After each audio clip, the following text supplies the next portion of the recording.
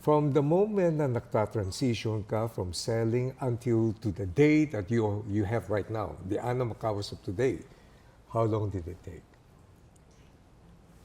Actually, ano siya, coach eh, proseso talaga siya. Hindi siya madali. Doon sa iba, nakikita nila na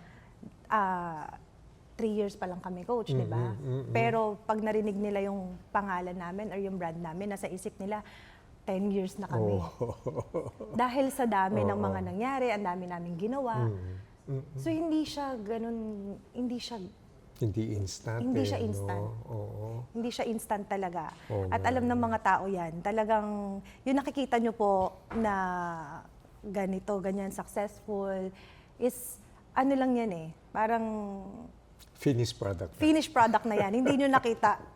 But sa amin naman, Oo. since on my ano naman po, dahil nagba-vlog nga ako, nagbi-videos ako, sinishare ko naman din sa mga tao yung mga nagiging struggles namin. Pero hindi nga lang lahat.